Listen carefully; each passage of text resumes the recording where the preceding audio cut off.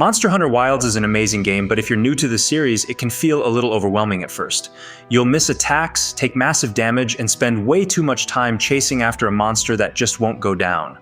But with the right preparation, resource management, and combat awareness, you'll be able to hunt more efficiently and take down even the toughest monsters. In this video, we're going over essential beginner tips that will help you hunt smarter, fight better, and hopefully lessen the early frustrations you might experience as a beginner. Let's get started.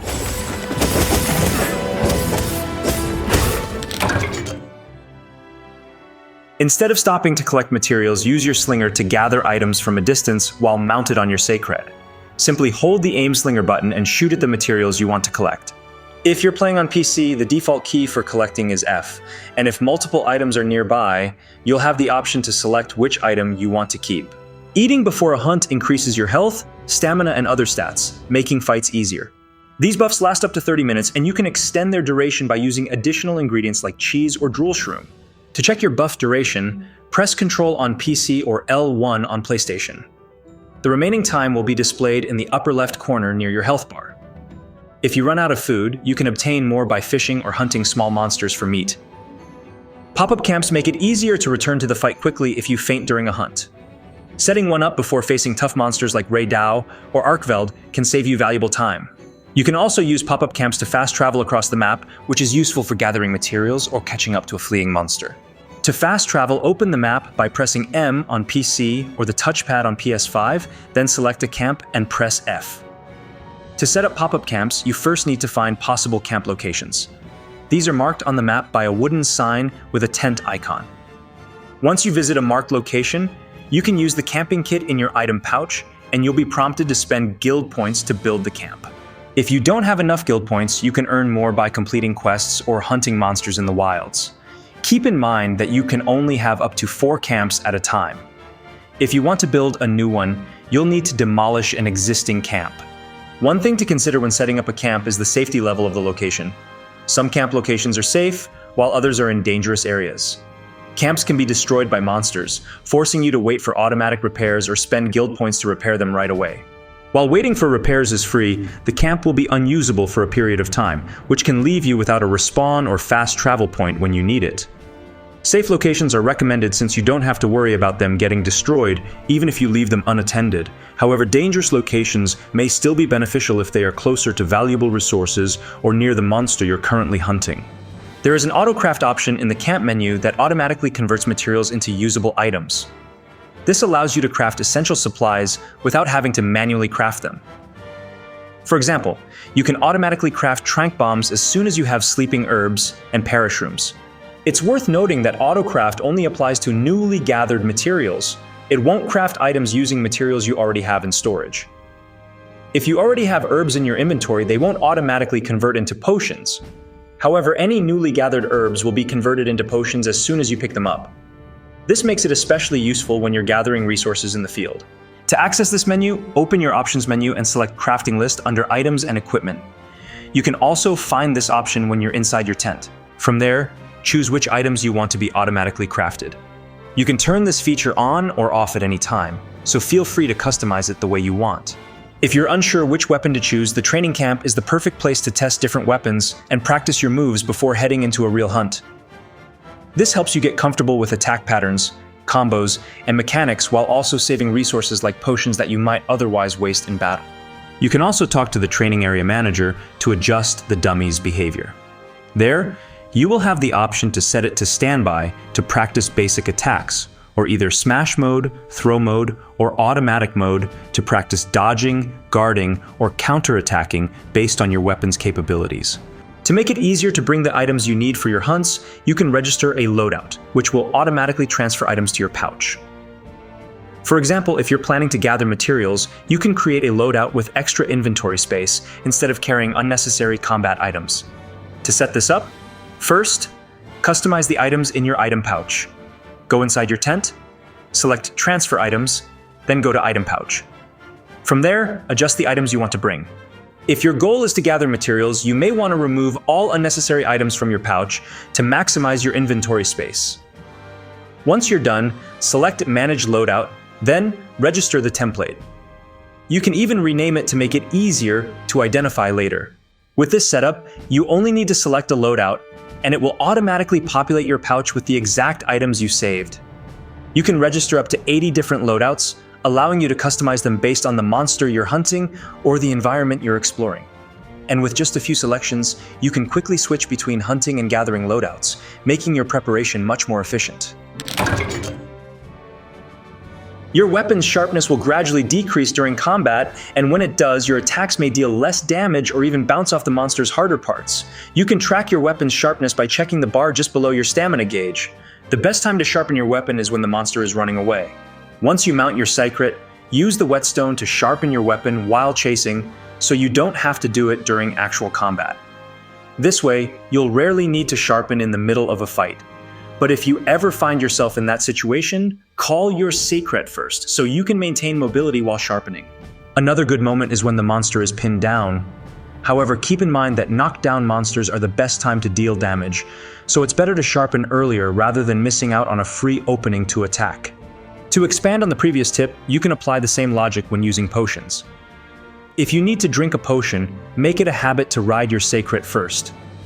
Doing so will give you better mobility while recovering HP, reducing the risk of getting hit. Drinking a potion while on foot significantly slows you down, leaving you vulnerable to attacks. In some cases, you might be forced to dodge mid-heal, which will still consume the potion but cancel the HP recovery. By healing on your secret, you can stay mobile and heal safely. During a hunt, the environment is more than just a backdrop. It's a powerful tool you can use to gain the upper hand. For example, you can use your slinger to destroy pillars, causing them to collapse and deal massive damage to monsters. Vines can be used to temporarily immobilize them, while fireflies can blind them, creating an opening for attacks. Practicing situational awareness will help you spot these hazards and use them strategically, making your hunts faster and more efficient. Traps are one of the most effective tools you can use during a hunt. A well-placed trap can immobilize a monster, creating an opening for attack and even shaving off several minutes from a fight. And since you can only carry a limited number of traps per hunt, making the most of your traps is key to finishing hunts faster. Some environmental hazards like thorn vines deal damage over time. If you find these hazards during a hunt, that's one of the best spots to set up a trap for extra damage. This leads us to the next tip. Speaking of traps, another effective way to use them is for capturing monsters. You don't have to kill every monster you hunt. Capturing a monster can significantly cut down your hunting time and is often a faster alternative to slaying. Once a monster becomes weak, or if you see a skull icon on its mini-map marker, you can set a shock trap or pitfall trap, then use tranq bombs to capture it. There may also be differences in rewards between capturing and slaying. Some materials could be more common from carving, while others might have a higher chance of being obtained through capturing. However, this still needs further testing to confirm. For now, the only confirmed advantage of capturing is that it makes the hunt faster. It's worth noting that elder dragons cannot be captured, so your only option is to slay them. Utilizing different slinger pods can be extremely useful during a hunt. For example, doshiguma sometimes flock together, especially when you're hunting alphas. In that case, using dung pods will force them to scatter, isolating them and making the fight more manageable. Screamer pods are highly effective against monsters like Balahara, pulling them out of the ground and exposing them to attacks. Flash pods, on the other hand, can blind enraged monsters, giving you a better chance to control the fight. They can also be used to ground flying monsters when timed correctly. But just like traps, you can only bring a limited number of slinger pods on each hunt, so make sure to use them at the right moment. To make slinger ammo management even more convenient, it's highly recommended to enable the slinger autoload feature in the game options. To enable this, open the options menu and go to control settings. There, you'll find the option for slinger autoload. Simply turn it on and you're all set. With this feature enabled, your selected slinger ammo will automatically load as soon as you select it from the item bar, making ammo switching much faster and more convenient during hunts. Using the radial menu is much faster than manually browsing through your item bar for potions, slinger pods, or your whetstone. During combat, it can be overwhelming to search for the items you need while also keeping track of a monster's attacks. Familiarizing yourself with the radial menu will make your hunts smoother and more efficient. There are also new additions to the radial menu, such as optimal health recovery. This feature automatically selects the best healing item based on your current health status. Similarly, optimal status recovery will instantly use the appropriate item to cure negative status effects. These features will work as long as the required items are in your pouch. Mastering these shortcuts will let you focus more on the hunt instead of fumbling through your inventory. To expand on the previous tip, you can customize the radial menu to make it even more convenient. Setting up different radial presets allows you to categorize items and access them quickly during a hunt. For example, you can create a radial menu exclusively for traps, slinger pods, or different types of ammo. This helps keep your most used items organized and easy to reach when you need them. To set this up, open the Options menu and select Customize Radial Menu. From there, you can assign different items to each radial slot for quick access. Personally, I like having a dedicated radial menu for pods, so I set up one that contains all the pods I frequently use. You can also create different radial loadouts for different purposes, similar to how item loadouts work. If you want a radial menu specifically for crafting, you can set one up. If you're a bowgun user, you can create separate radials for different ammo types depending on the monster you're hunting. With up to 36 different radial loadouts available, you have plenty of flexibility to set them up for any situation. It's worth noting that this option only becomes available after hunting Chupacabra for the first time while rescuing Iai. If you're playing on PC, you can bind custom keys and macros to make your controls more efficient. For example, on PlayStation, performing a Foresight slash with a longsword requires pressing R2 and circle. But on PC, you can assign this move to just one key you prefer, including the side button of your mouse. What's more, you can create custom control profiles for each weapon, allowing you to tailor your keybinds to match your playstyle. To do this, open the menu by pressing Escape, then select the gear icon and go to Keyboard Configuration. From there, you can create a new profile and assign it to a specific weapon. Using our previous example, if you're using a longsword, you can find the control for Foresight Slash in the settings and bind it to a key that feels comfortable.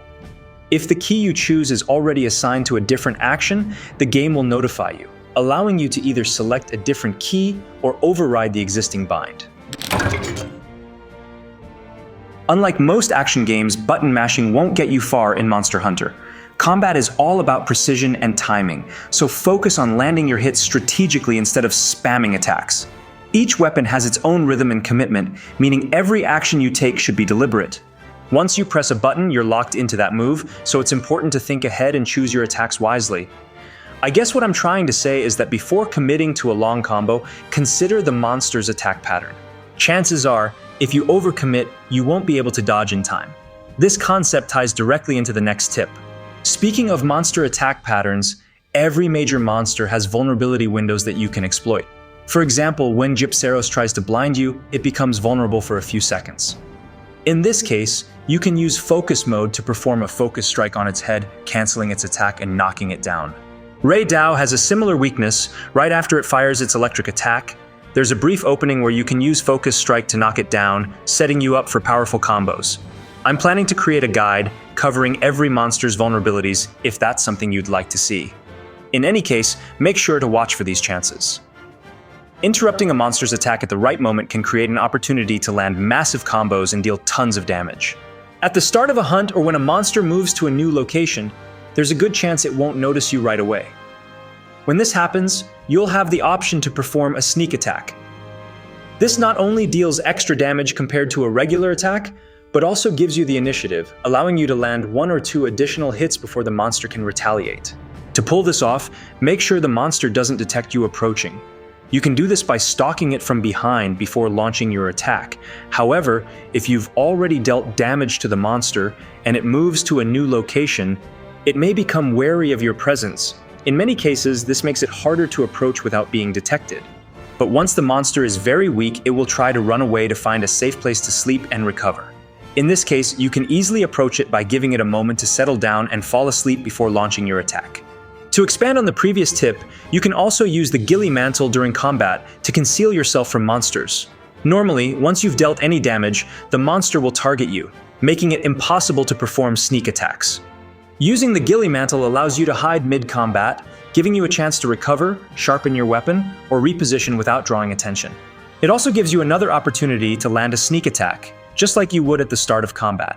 If you play your cards right, you can even set up barrel bombs near the monster for a powerful opening strike. Mounting a monster is one of the best ways to generate wounds and set up a finishing attack.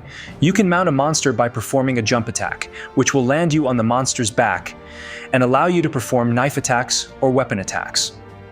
The easiest way to perform a jump attack is by riding your sacred and pressing circle and triangle to initiate the attack. On PC, the default key is the left and right click of your mouse. If you're using the insect glaive, you can do this even without a sacred, since the weapon allows for continuous jump attacks. Once mounted, you can move up or down to target specific areas of the monster's back. At this point, you'll have the option to perform weapon attacks or knife attacks, as mentioned earlier. It's recommended to start with knife attacks since the animation is faster and helps generate wounds more quickly. In most cases, you can generate up to 3 wounds during this process. And since wounds play a key role in weapon mechanics and bonus damage, it's best to generate as many as possible. If you're positioned over an existing wound, the weapon attack option will change to draw finisher. This will trigger a special animation that delivers high damage with a stylish finishing move. And while it's recommended to generate at least 2 wounds before performing the finisher, it's not required, and you can always choose to perform the finisher, despite the number of wounds. Take note that you can't mount a monster with every jump attack. There is a hidden mount meter that must be filled before a successful mount is possible. This usually happens after dealing significant damage to the monster. If you're playing on consoles or using a controller on PC, enabling toggle mode for focus mode can be helpful, especially when you're just starting out. With this option turned on, pressing the assigned key once will keep you in focus mode until you disable it, rather than requiring you to hold the button. Most weapons benefit from this, as it allows you to keep track of wounds without affecting your available combos. On PC, you have the option to separately bind focus mode as either toggle or hold. The game also lets you set focus mode differently for melee and ranged weapons. I recommend using toggle mode for melee weapons and hold mode for ranged weapons for better control. Last but not least, playing Monster Hunter as a beginner can feel a little frustrating at first, but I promise you, once you get comfortable and get good with your weapon of choice, the game becomes incredibly fun and rewarding. If there's one takeaway from this video, it's this. Preparation, understanding your weapon's moveset, and learning monster attack patterns is all you need to know to enjoy the game. Once you do that, every hunt will start to feel more fluid, strategic, and satisfying. Hopefully these tips will help you get started and get good in Monster Hunter Wilds. If you've got more tips to share, feel free to leave them in the comments. As always, have a wonderful day and happy hunting.